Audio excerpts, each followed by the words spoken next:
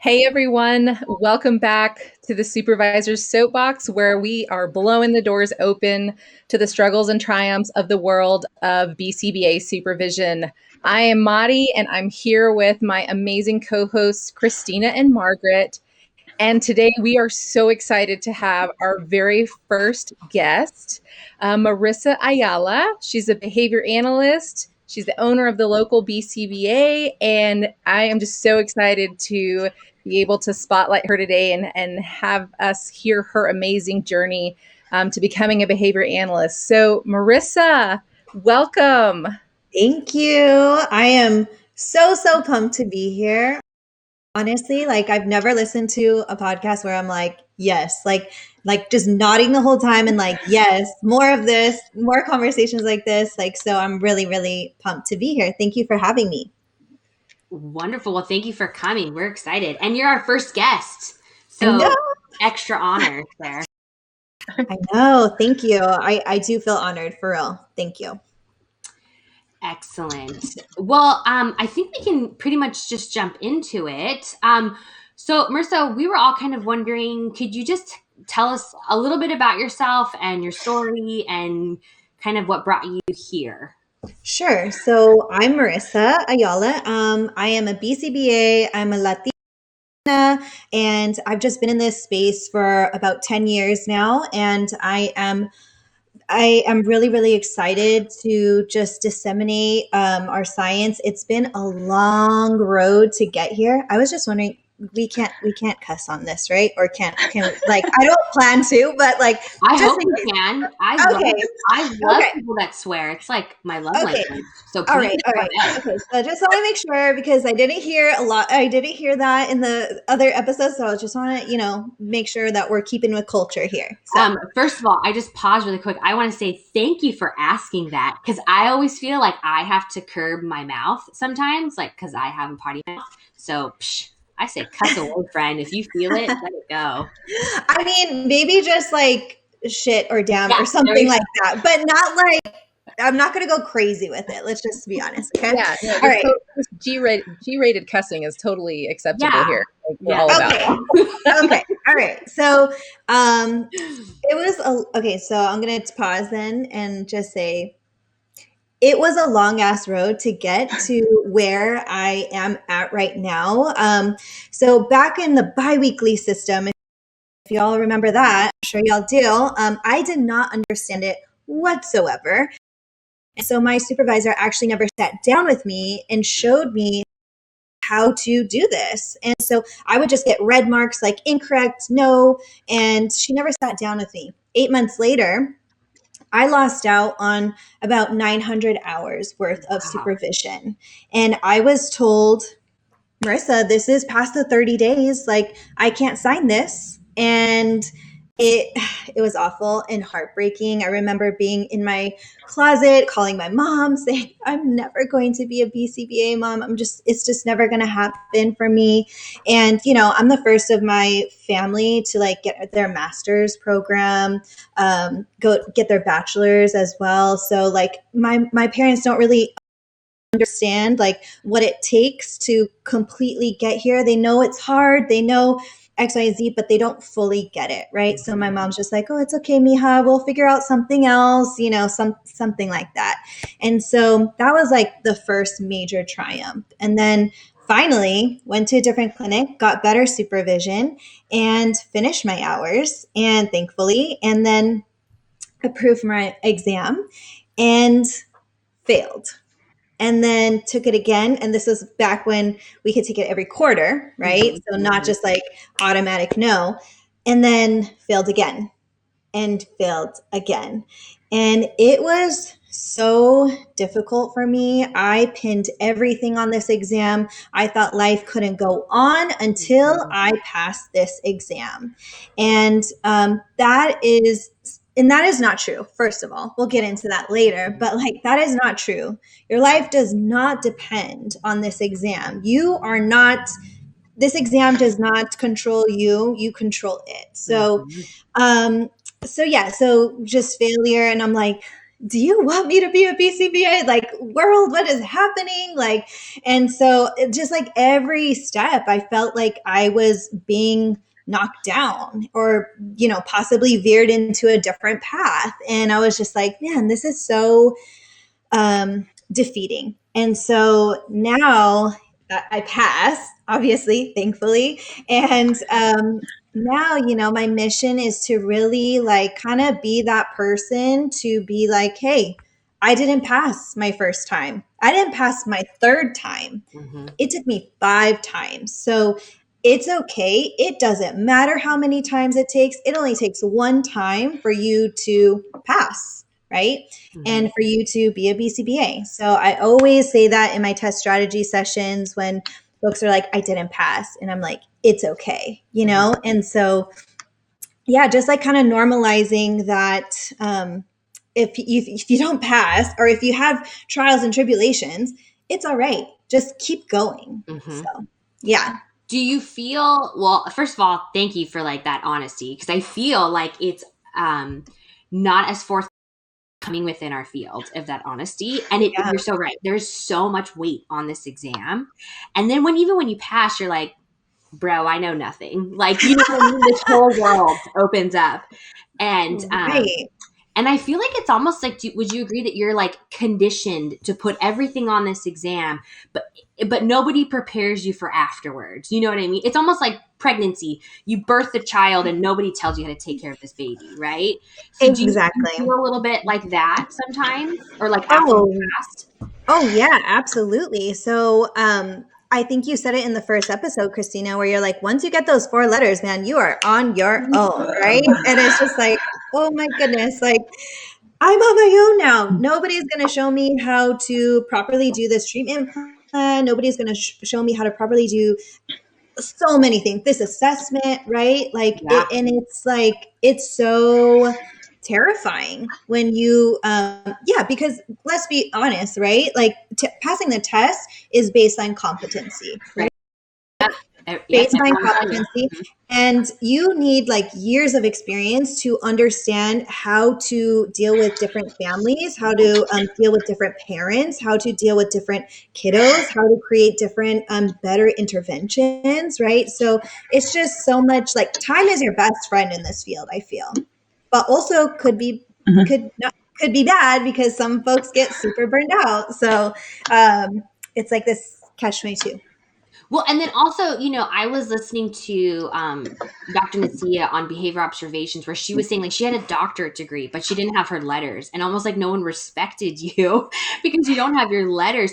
Did you feel like that too? Like I can do this work, but because I don't have Oh these my letters. goodness. Yes. Like so many times I was like, I am there. I am at that level. I just don't have those letters behind my name. Right. Yeah. And having those letters is totally a behavioral cusp. It opens your world to new contingencies, right? To Absolutely. new opportunities, to everything, right? Like I'm a remote supervisor. That is my core business. And if I didn't have those four letters behind my name, I wouldn't be able to do that. So yeah, absolutely. I think that a lot of folks who sometimes are at the level like they're 8 times they're test taking and they're there, they're just and yeah, it stinks, but totally. So then what brought you to like so where were you working at a clinic? Were you working for in-home, a school? Like where were you working? What was like your main business? Sure. So I have been primarily clinic, and then I worked for a third party for the DOE. So I would be in schools, private schools sometimes, because you know how like DOE loves us over there, right? So I would be mainly at private schools, but then I got to the opportunity right before I moved from Hawaii to California to work for a third party for a DOE, and that was just like wonderful experience for me because it was a lot of folks who didn't know about ABA, and I was kind of like that first face for them. You know what I mean? So that was really exciting for me because in my experience people in our field are so black and white, so cut dry, so professional, so robotic. And that is not me. Like, it's just not me. Like, I am a human. I have a personality. I cuss from time to time. I'm just a person, who happens to be a BCBA as well. And so I think that, yeah, I wasn't really seeing who I wanted to see in the field. So yeah, so I think that's been my experience. So I'm hoping to create that to be like, hey, I'm Marissa, I'm a person and a BCBA. Yeah, well, Yeah. I think you're in a safe space because Maudie, Margaret, and myself are all very much identify with that too. Like you almost Yeah, exactly. right? You're like, because I was the same. I don't want to wear like fancy slacks and like flats to work with the kid right now. That's not fun. I want to Yeah. wear like some cute toms and some jeans and like a cute top. I'm gonna look nice, but like I'm not gonna dress up. Nothing is worse when you would see like your supervisor come in like a dress and like heels, and you're like, okay, you're not coming to work, Right. Or you're coming, but you're just going to be on your computer the whole time. Yeah, yeah, and Yeah. pointing. I need you to do this. Yes, exactly. Yeah. Um, And I so think I go ahead, think Mike. if I can really quickly, I think that's so important because at least in my world where we're working with schools and working so much with families that are not of that income level, like when they see someone coming with that attire on, it's like a wall. And I think it's funny because a lot of times like higher ups are like, oh no, you have to dress the part or Yeah, dress above your station, right, to move up. But that's such a wall to the families because especially and Marissa, you can probably attest to this, being Latinas, when you walk in that way into a family's home, there's all of a sudden like this barrier of you can't relate to me because you're in a Yep. completely different space, regardless of if we both speak Spanish, regardless of cultural alignment. The fact that you're coming dressed like this, I don't feel like we can relate to each other. So yeah, that's definitely something that I see in our work. Absolutely. Yeah. And I mean, I love to dress up but I'll save that for the weekends. Right, exactly. So then you got some like school experience, some clinic experience. And Hmm. then you had mentioned that you lived in Hawaii. So were you doing practicing ABA over there? Yes. So, um, majority of my experience is from Hawaii, Okay. and I started out here though in Okay. Orange County, California, and then I moved to Hawaii, and then kept the career going over there. And it was night and day. I worked for a huge conglomerate company here, where it's like you type in a behavior and you drop down, and there's like your operational list of operational definitions, right? To like going to a small local clinic, right? And you're just like, oh wow, things are done very differently. So I'm glad for that experience of both world conglomerate, small company as well. And so that majority of my experience, yes, is from Hawaii because I've been there for several years. Is that where you got your supervision as well in Hawaii? Or did you get it? Correct. Okay. And Yes. okay. So if you do you feel like maybe some of that not the best supervision was Mhm. you maybe like what do you think attributed to some of that? I honestly think that it was just burnout from the BCPAs. I hear you guys talk about it on your first episode that the BCBAs have their caseload. They're booked. They're tired. Yes, they signed up to supervise somebody, but they're not really supervising us. They're just like, okay, you did these hours, you did these direct. Okay, you did this stimuli for me. Okay, you looked at this. Like, all right, sign off, right? Um, I really think that it's just not enough time that attributes to it. And yeah, I think all other political things as well, but we don't have to get into that. But like, there's like political things in every clinic. You would Yes. be, lying if you said that there wasn't. So yeah, just other stuff. But Yeah, so true. That's a very good point, is that you do have to kind of work in all this. I could, um, I liked what you said about your supervision experience and not, like understanding initially kind of what went into it.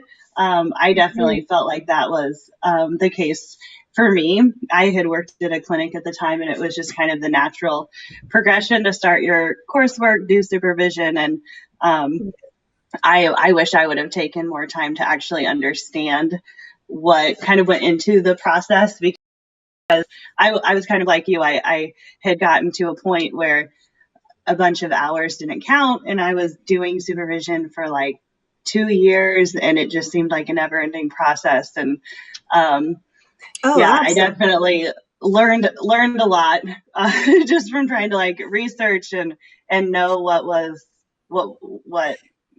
goes into What it it. was, right? Absolutely. Like, even knowing that having like a cloud system to keep all of your supervision forms and like all of that, like that is so important, and that was never even really discussed with us. And again, I think that it's due to lack of time, and so, and that's why at local ABA, my remote supervision company is like, this is my full-time job.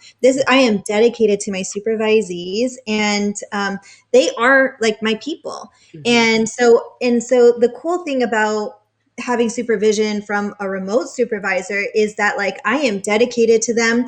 I teach them. I absolutely love teaching. That I feel like that's one of my strongest skill sets as a BCBA. And so I teach a curriculum, and we have different things that I think is really applied and functional as a BCBA that I never got the experience to really do, because we expect people when they get their hours or when they're done with their hours, okay, full on crank you out to FBA treatment plan, BIP, go.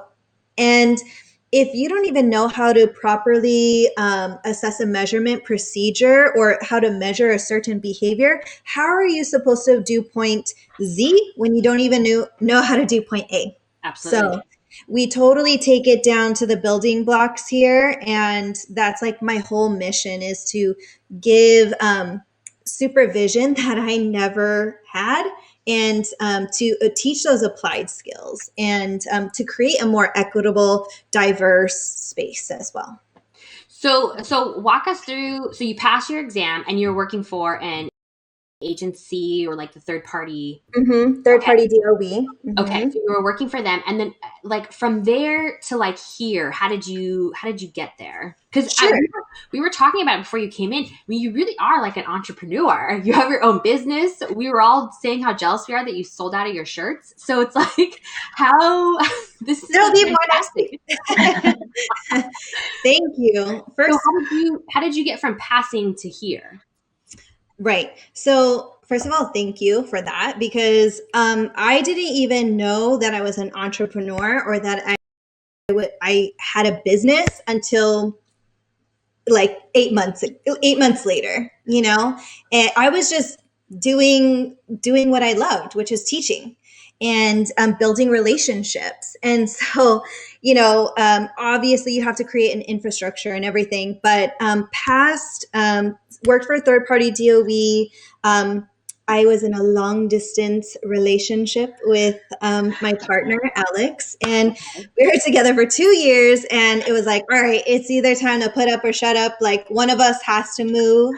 And so I was like, well, I'll move because my parents are in California. Just makes sense. Okay. So I moved March 2020. If you guys remember, there was a really important thing that happened globally is we were in a pandemic. So absolutely no jobs for me here in Southern California. And I was very discouraged, and I'm very much that like go-getter type of personality, and I can't just sit. I also suffer from anxiety disorder, so I cannot just sit. I need to do something. So I was like on Facebook looking, like my supervisor dropped me because she got, laid off or furloughed or whatever. And I was like, oh, there's this need. I've always been passionate about supervision, right? And so it was literally out of necessity. And I created my curriculum, created my mission statement, and just hit the ground running, really. Well, that is like fascinating because I had no idea. Because honestly, you run this like you've been doing it for like 20 years. So Thank you. it's fantastic. Okay, so then really the pandemic, COVID, you can thank COVID for really kind of boosting this business. Absolutely, 100%. Absolutely. 100%. And so we're going to actually be celebrating our 1 year on April 3rd, which is also like my birthday. It was really sad actually, because I remember on my 30th birthday, so I'll be turning 31. On my 30th birthday, filing for unemployment, filing for, because I had just moved and there was no job. So I was like, and I got denied also, by the way. And so it was just like this really kind of low point. But then, like I said, just kept going. One thing that I think that really helped me build this business is that I am not afraid to fail. I've failed many times.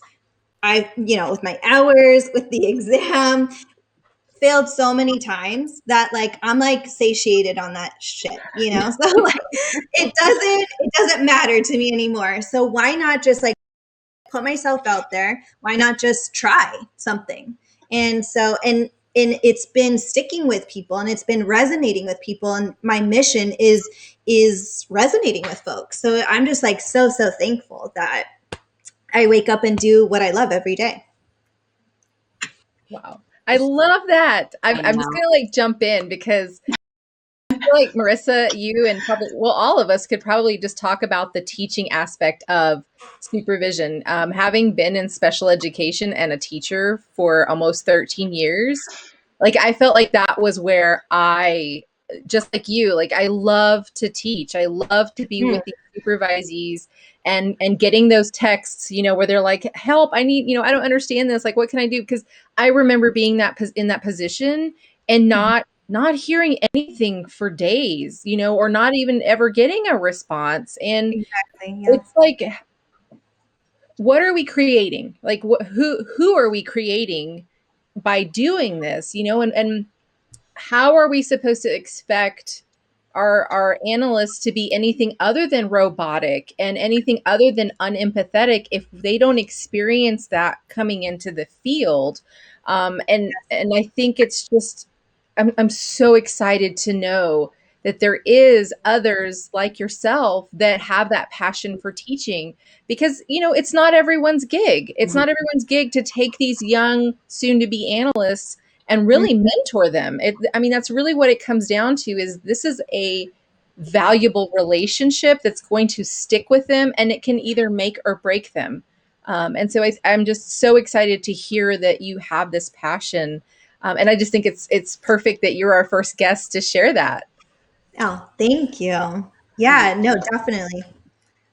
I was wondering though, like, how does one acquire some of your supervisees or your trainees? Like, are you getting a lot of requests to supervise? Like, how are you kind of generating more business?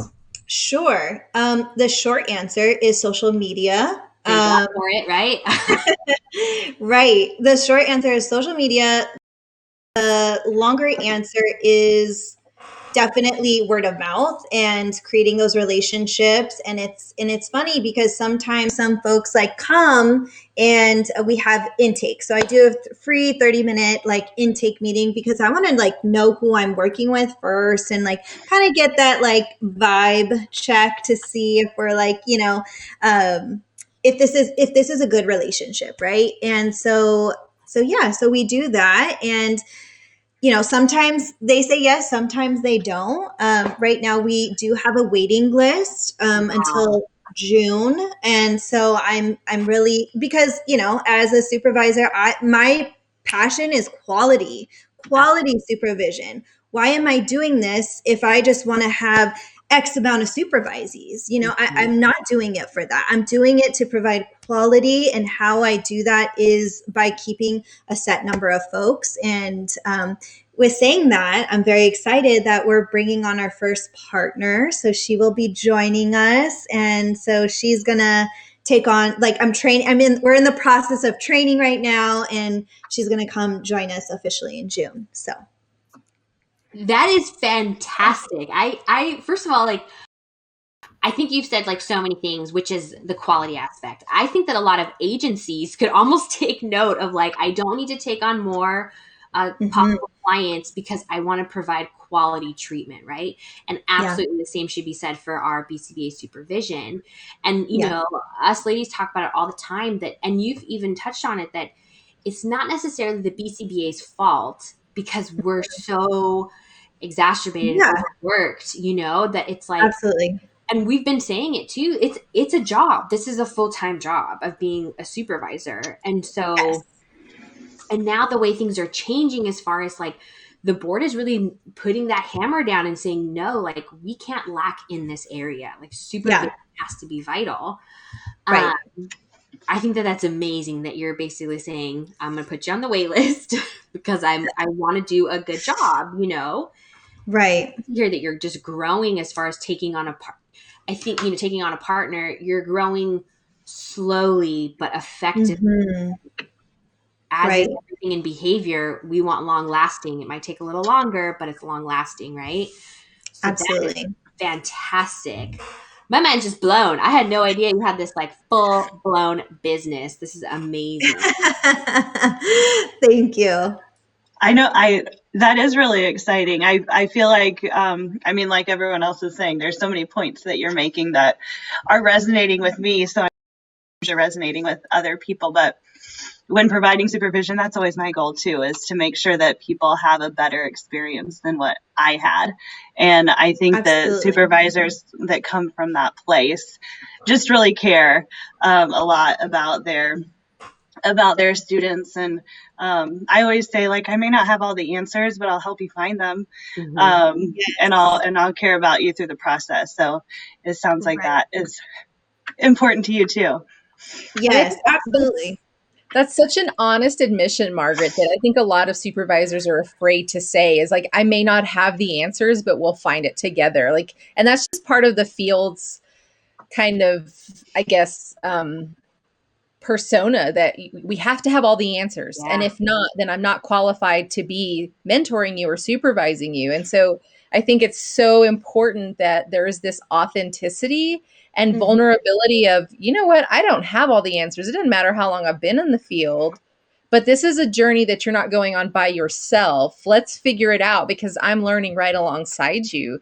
And I think that's such an important piece that we have to be okay with being imperfect supervisors and being not all knowing. That's not the qualification. But somewhere, I think that message has been kind of trickled down that if you're not on top of your shit and you don't know everything, like, you know, one of my friends had this quote. What is it? And I'll try to like give it justice. Like, if you can't run with the big dogs, get back on the porch. You know, like, and that may be like Texas stuff, but no, but Marty, you're right. I think but it all attributes back to, Marissa, what you were saying is like putting all this weight in this exam, and then this exam will set you free, and all of that might kind of be true, but then you open the door. All it is, I've said it for a while, all it is a seat at the table. That's all it is, you know. And so then you start to meet other BCBAs, and you're like, what? Like, you know, kind of a thing. And so do you find that when you're working in this field that, or have you had that experience where you've worked with BCBAs who just, they feel like they have to be all knowing and oh my gosh. I mean, talk about models, right? Modeling behavior is, I've never in my experience had a supervisor say to me, I'm not sure, or I don't know, which in turn made me feel like I had to say like, yeah, I know, or like BS my way through it. And that is not, as a BCBA, I made the decision, I'm not going to do that. As a supervisor, I made the decision, I am not going to do that. I'm going to say when I don't know something. So if a supervisee so how I structure it is always like a pulse check in. How are you doing? Okay, any questions for me? And they bring their questions to me, right? In the beginning. And then if I don't know, I am not going to BS my way. I'll say, I don't know. If I made an error on the curriculum or on the PowerPoint, I think I did like habituation, adaptation. Okay, those are really hard things to give examples about, right? So, but I'm learning and I got better, right? And someone pointed it out, hey, you know, I'm not sure about that. And I was like, absolutely, that doesn't make sense. Sent an email follow up. Hey guys, you know, just wanted to bring light to this. This is a better example. This is not an example, right? Just to show, just to model. BCBAs make mistakes too, and that's okay, right? Yeah. As long as we bring light to it and we say, hey, this is actually the correct way or a correct example. 100%. I am not a perfect person. I know I have strengths and I know I have deficits, right? And just like our kiddos. And I think that, or our clients, and I think that for me, and like a big reason why I'm bringing a partner on is because like she compliments me in those areas. I'm like, okay, if you can bring XYZ to the table, no brainer decision for me, please come. And she's like, I can definitely talk about X, Y, and Z. And I'm like, great, let's do it. Like that's an easy decision for me. And, you know, like fun things like standard acceleration charts, not my forte, never really used. I actually used it a couple times, but never really fully competent on them. So I brought my good friend, Selena Shaling, BCBA, you know, follow her, on, and she came and she talked about SEC. Why? Because that is her specialty. That is her forte, not my forte. I am all about like collaborating with other folks and like bringing others who, Margaret, if you ever want to come and talk about precision teaching, we will love to have you. You know, you are it. So So that's just the way that I want the company ran, is that I want it to be collaborative, and I want to model that behavior. Like, hey, I don't know everything, but we'll find somebody who does know about that, and we'll teach you. They'll teach you, and I want to learn too. And I want to show that, like, I'm learning all the time. I'm learning now more than I ever did as a student, as I ever did when I was studying for the exam. Yes, Yeah. I love that. Love it. There you go, Margaret. Okay. I know we're Yeah. all shaking their heads because And it's like, yes. and that's I a just big agree more. reason. Yeah, and that's a big reason why I was like, yo, that e-subscription box, like Mari, Christina, Margaret, genius idea, because I was like, damn, I didn't think of that. I was like, but I was like, that is so good. Like, that is such a smart idea. That is what I do as a business. I create a curriculum, I create a PowerPoint, I create, podcasts and journal articles that relate to this. So maybe I won't use it verbatim, obviously, but I'll be inspired by you guys, inspired by something else that I'm not, fully comfortable with, So I think that it's really amazing. If you guys haven't signed up for the e-subscription, you should, on the Patreon. Yes. This is why we love Marissa, because she's plugging us already. It's fantastic. Yes, we appreciate that. I have a question. Do you ever miss working with your clients? If I'm being honest, no, Okay. because I've been doing it, I think, for like so long, and I love my clients now a lot. I love my supervisees, like, I love working with them. So a part of me, when I like see kids like, having a tantrum in the restaurant or something, I'm like, oh my gosh, it's so, like, it's a little nostalgic for me, or it's like, oh, Alex, don't look at them, like, just put it on extinction. Okay. And he's just like, okay, cool. But I love what I'm doing now a lot. But yeah, I think that I would love to take on a client, but right now it's just, again, ethically speaking, I wouldn't be able to.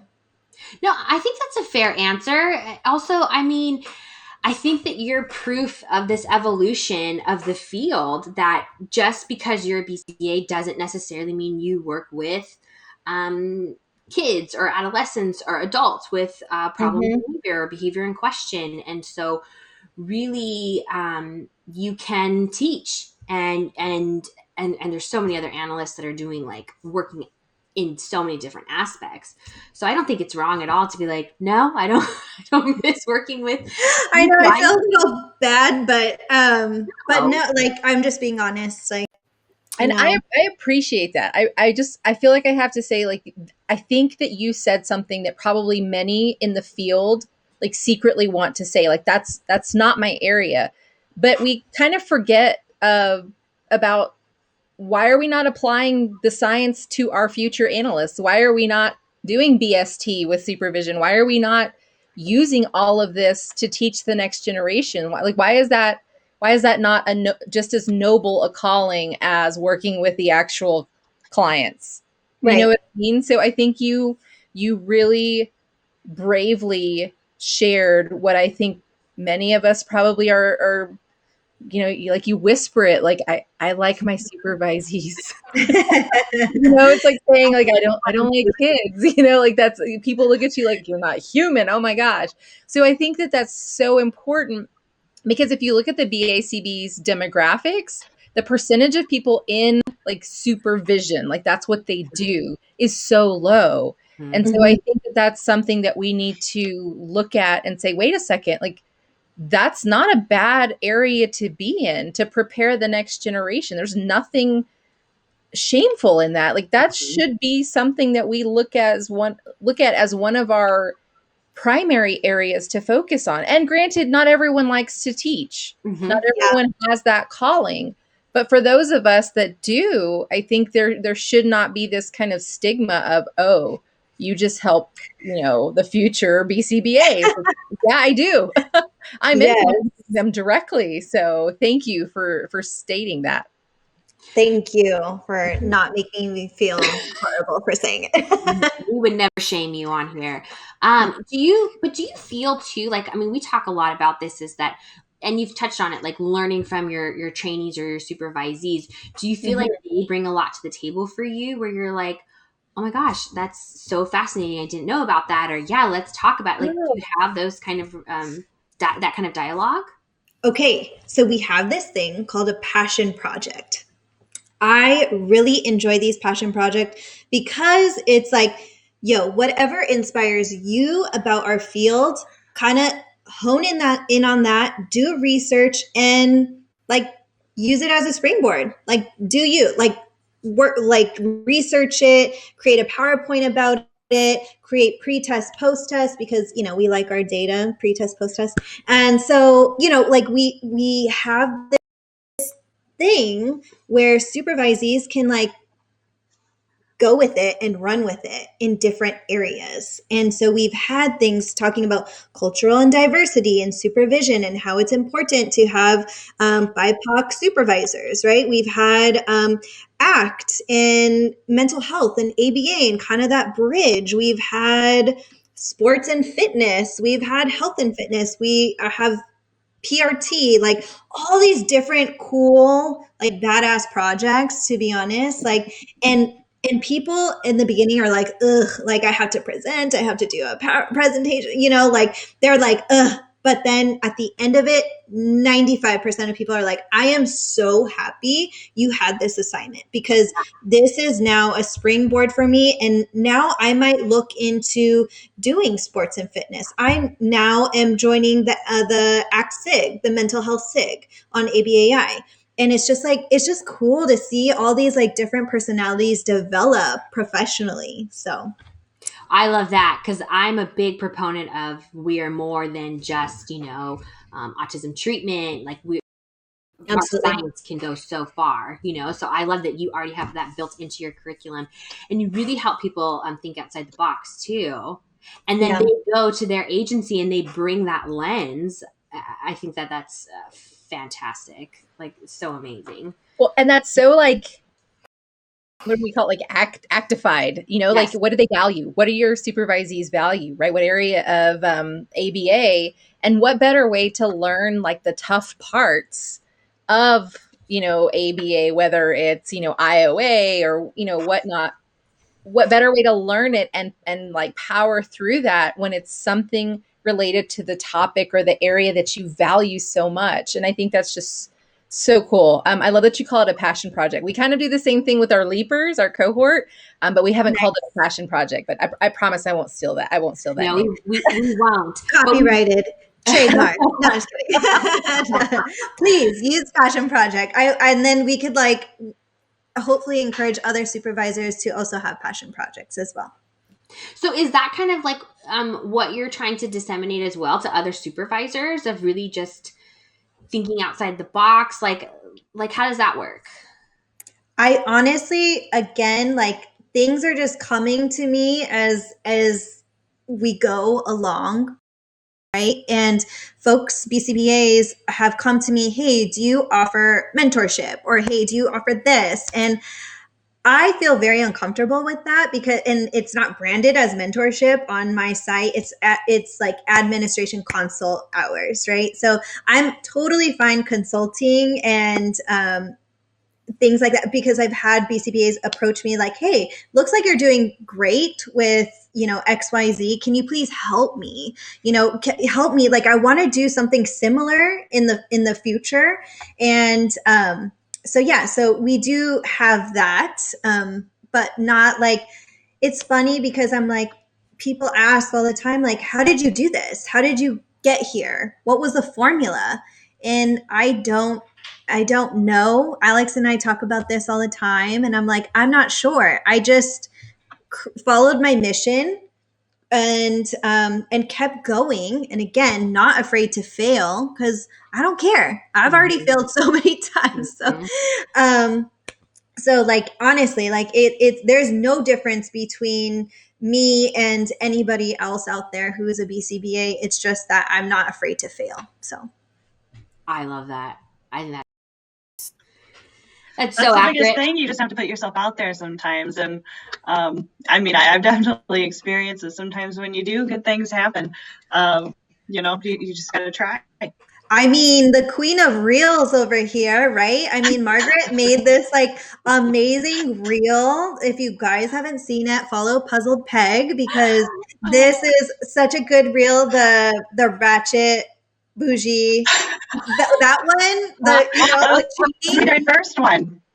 That was her first one. Oh my gosh, that was the best one. Like that was so good. And like honestly, Margaret inspired me. Like, oh, reels are cool. I'm gonna try them. And so I've been trying reels too, and definitely not as good as Margaret's, but I'm trying. And so I think that's cool. I No, mean, it's kind I of was hard to like follow up on, like the prompt fading for ratchet, bougie, whatever. That's funny. I think the same thing though, Marissa. For you, Marissa, and you, Margaret. Like I see these reels, I'm like, dang, that looks so dope. But I'm not gonna do that because I'm too afraid, And so, but Yeah. I think that it's so true that just putting yourself out there and not caring. But we talk about it all the time within our group, just this imposter syndrome and how deeply rooted it is sometimes. And so, do you still get that once in a while, or are you just like, F it? Like, I'm just going to do me. I don't care. Like, Yeah.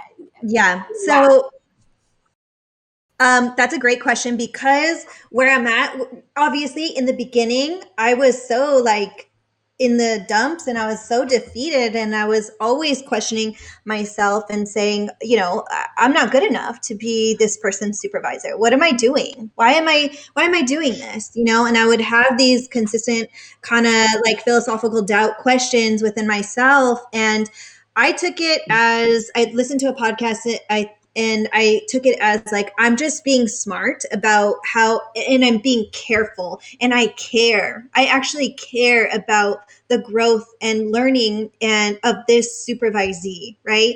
And so I kind of, after many conversations with Alex, because he is always the one that's like, you can do this. You've been in this field for 9 years. You can do this. You are competent enough.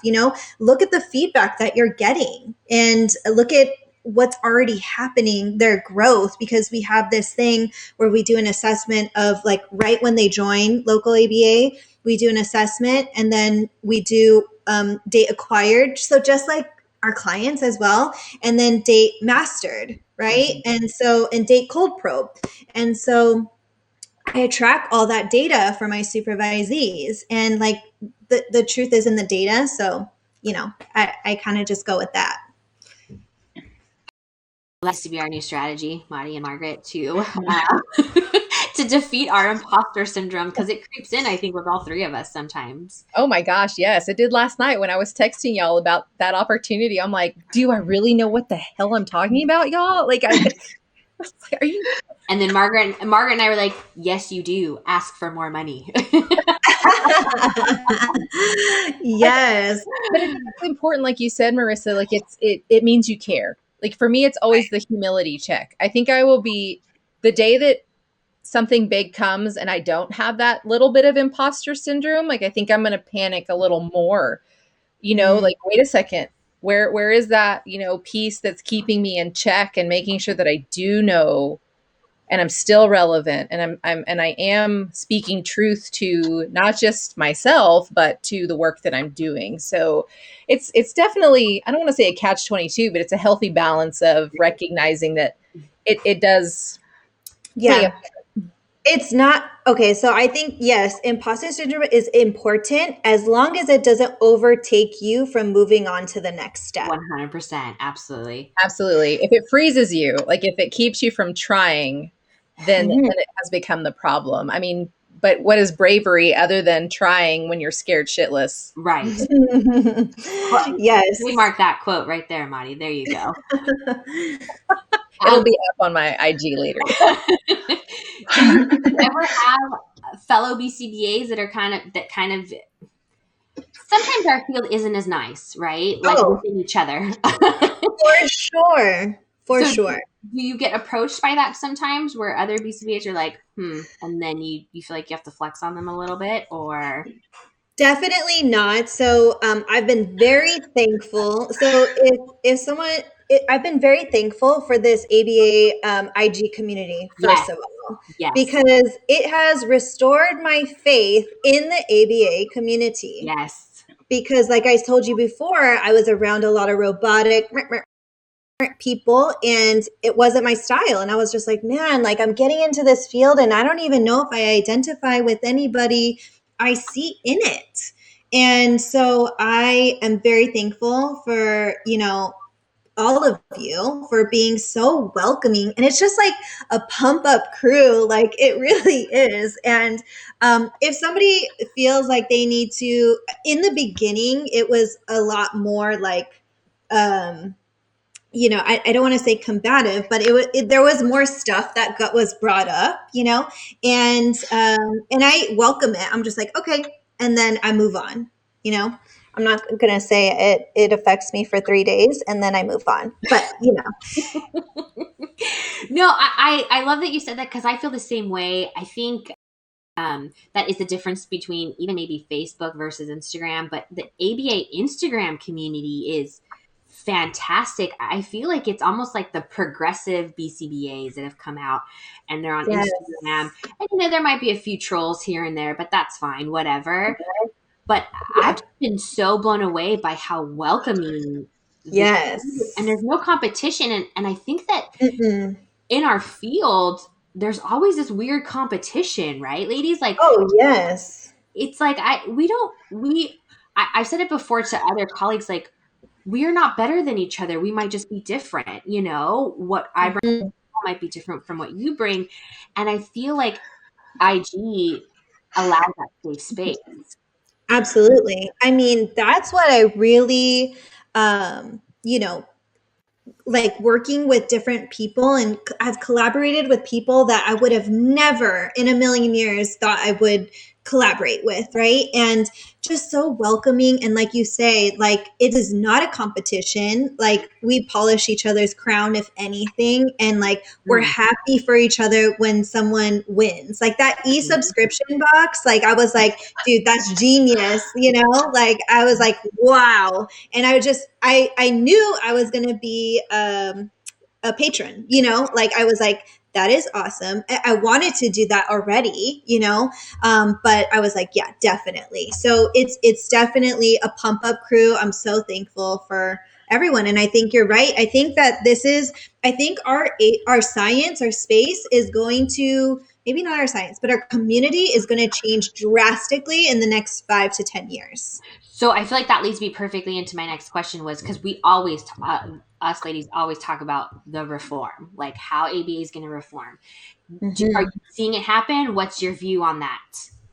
Because I know Great. you're like Yeah. a little bit removed as far as supervision, so you hear it maybe from your supervisees as far as like, Mhm. oh, I'm not going to teach or implement any type of extinction within stereotypy, maybe something like that, right? It's Got moving it. to that reform and listening to autistic voices Mhm. and the disabled community. And so, Absolutely. are you feeling like you're kind of already hearing that from your trainees and how that Yeah. Well, incorporates? to be honest, the first person I heard that from was Madi, Mhm. and I was like, this is a great perspective I had no idea about, and somebody just texted me, a girlfriend just texted me from Manoa, which is where I grad from. They were like, did you hear that, like, the ASD community doesn't like us, and or something like that? And I was like, no, it's not that. Like, did you, listen to this. I gave her Mari's Instagram. Follow her. Follow Joy F. Johnson. Follow, like follow these folks, and like we're just listening at this point, right? And learning. And I'm definitely in that camp of just like, let's listen and learn from this community, because this is who we're helping sometimes, So yeah, if we're working within that community, which yeah. I love that. I think, and I want to say I greatly appreciate, you allowing that space, because it is and it's funny because I was on with Dr. Megan Miller last night. It's such a complex issue. There's so many onions to this not even just in the reform, but within the autistic community and within the kind of neurotypical ABA community. There's just so many layers of it, and it's just not going to be a very easy fix. And I love that you're encouraging your supervisees to listen. As a matter of fact, I had somebody message me on IG that kind of shared a prominent autistic IG account. They were like, "How would you respond to this?" And it was very, much against ABA. And I said, "You stick with what you value, and you give space and you respect this person's perspective. Like, that's what you've got to do."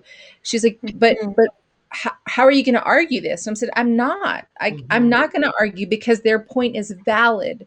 Exactly. But you have to decide whether, and I think I posted it a while back, like you can't fight what you hate while you fight for what you love. Like, you can't do those two things. Those are opposing values. So if you get dragged into the argument, you have suddenly lost the direction that you should be heading.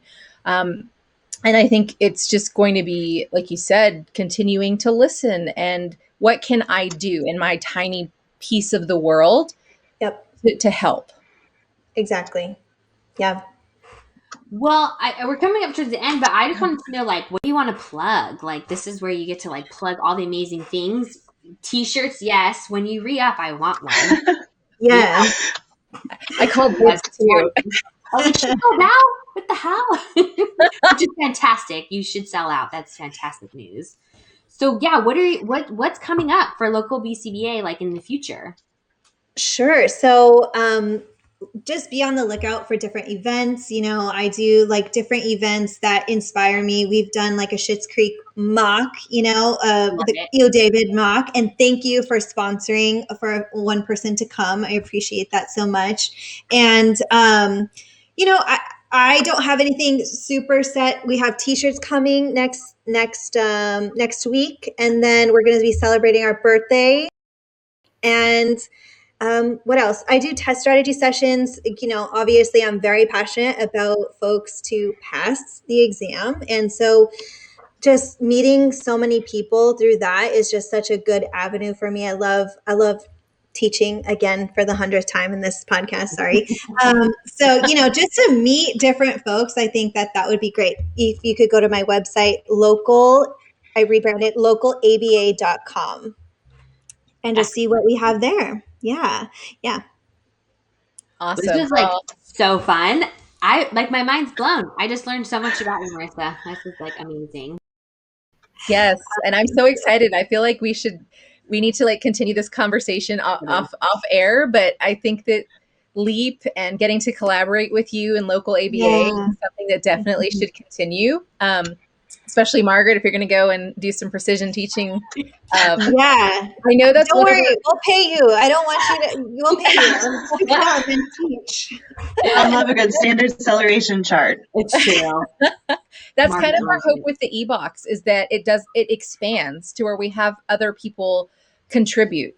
Because I know you have gifts, and I know there's other BCBAs that teach that have gifts, and so our hope is with the e-box that eventually, we can compensate people to provide their specialty and provide a month of their amazing, areas. So definitely we want to keep that conversation open, and I definitely feel like, we're gonna be working together more in the future. I would love, like, just exactly what your mission in starting this disparity in the field, and having more folks like me and yourself and more diverse voices being heard is exactly what we need. And I just resonate with that message so much. So we're gonna work together. I'm putting it out there. Yes. Yes. Well, and don't be jealous, Maddie or Margaret, but Marissa and I both live in Southern California, so we might be actually hanging out together. So there you go. Yes. Super meeting from each other. Exactly. Yes. No, well, I definitely want to do that. I definitely want to have like a meetup or something when it's safe, Yes, of course. Yes. Because we're still in COVID, unfortunately. So yes. Well, thank you again. This was like so fun. I can't wait to have you back, and I can't wait to just talk more. This was and you were our first guest and you knocked it out of the park. I don't know how people are going to be able to follow you. So no pressure to them. No, they'll do great. Thank you so much. I appreciate you guys. Of Thanks, course. Marissa. Thank you. Thank you. I feel like I messed up